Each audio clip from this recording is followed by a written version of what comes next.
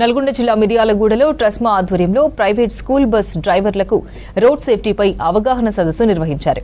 కార్యక్రమంలో జిల్లా రవాణా శాఖ కమిషనర్ ఆర్ వాణి పాల్గొన్నారు. రోడ్ సేఫ్టీపై డ్రైవర్లకు పలు సూచనలు చేశారు. డీటీసీ నిబంధనలు పాటించని వారిపై కఠిన చర్యలు తీసుకుంటామని హెచ్చరించారు. డ్రైవర్ బాగుంటేనే మనం కూడా సేఫ్ గా రీచ్ అవ్వగలం. కాబట్టి driver is equal to God. మీలో ఒక శివయ్య ఉన్నాడు అనుకోండి, మీరే శివయ్య అనుకోండి, అవునా కాదా? సో కాబట్టి మీరు ఇచ్చిన సమాజానికి మంచి కేర్ ఇస్తే రిటర్న్ లో మీకు కూడా వచ్చేస్తుంది.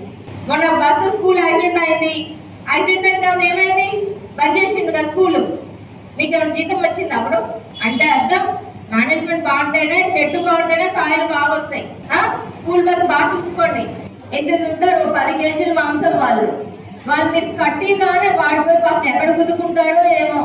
ఆ సీట్లు కూడా ఎలా ఉంటాయి పాపం. School buses actual as per norms చేశారు. ఇప్పుడు అన్ని కూడా మనకి బాడీ బిల్డ్ బస్సెస్ వస్తున్నాయి, ప్రాబ్లం లేదు.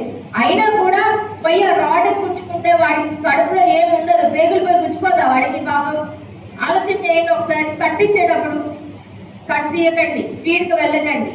మీకు స్పీడో మీటర్ ఉంది ఆల్రెడీ. స్పీడ్ మేము ఆల్రెడీ స్పీడ్ గవర్నెన్స్ తో లాక్ చేశాము. అయినా కూడా కొద్దిమంది డ్రైవర్స్ ఒక 5% వాళ్ళ కోసం చెప్తున్నా, లాక్ తీసి ఫాస్ట్ నడిపే వాళ్ళు కూడా ఉన్నారు. అవునా? ఉన్నారు, నాకు తెలుసు. కాబట్టి ఆ లాక్ అది సేఫ్టీ కోసం పెట్టారు. మీరు కంపల్సరీగా 60 to 80 లోపలే చేయాలి. ఇంకా అందుకంటే తక్కువే ఉండాలి.